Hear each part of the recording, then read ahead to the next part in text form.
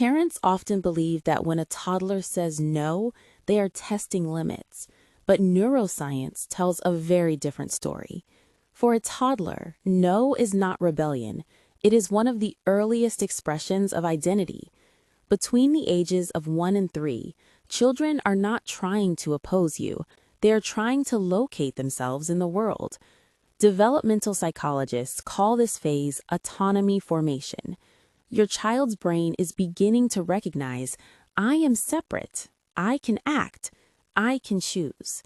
And the word no becomes the fastest, most accessible tool to express that awareness. This is why toddlers say no even when they actually want the thing being offered. Their brain is not rejecting the request, it is practicing independence. Studies from the University of Minnesota's Institute of Child Development show that toddlers who express autonomy early often develop stronger self-regulation later when supported correctly. So when parents react to no with force or power struggles, they accidentally turn a developmental milestone into a behavioral conflict. And here's the key insight most parents miss.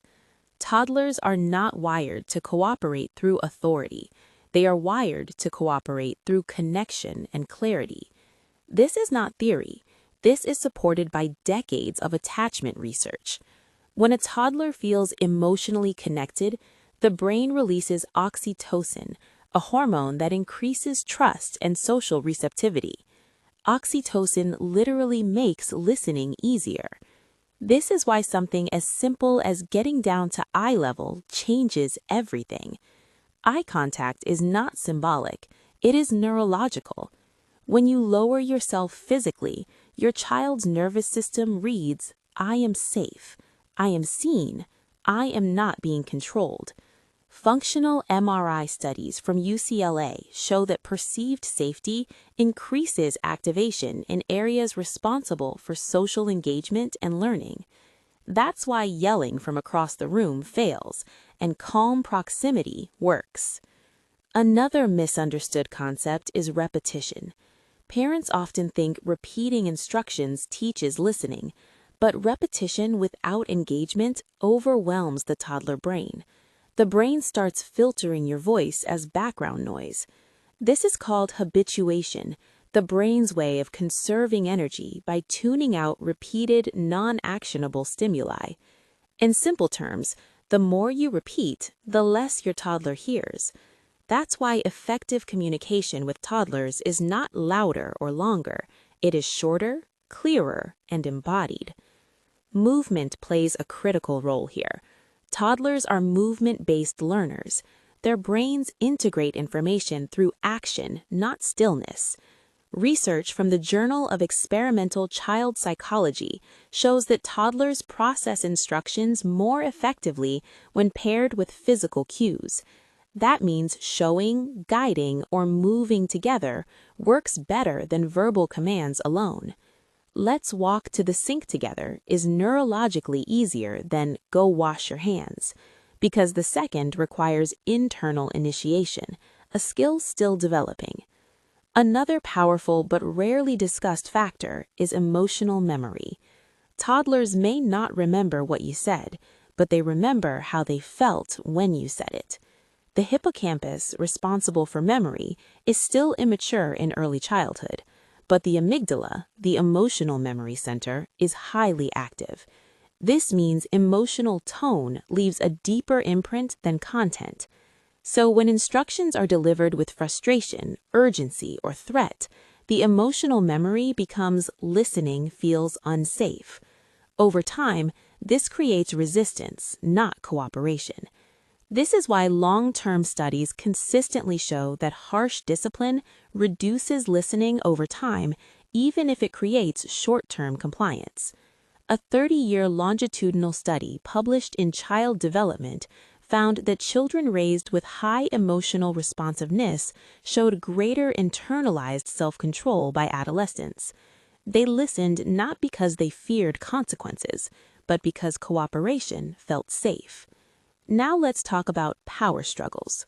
Power struggles are not caused by strong-willed children. They are caused by mismatched expectations. When adults expect self-control before the brain can support it, conflict is inevitable. The moment a toddler senses loss of autonomy, their nervous system activates. This is a survival response, not manipulation. The brain asks, "Am I being forced? Am I safe?"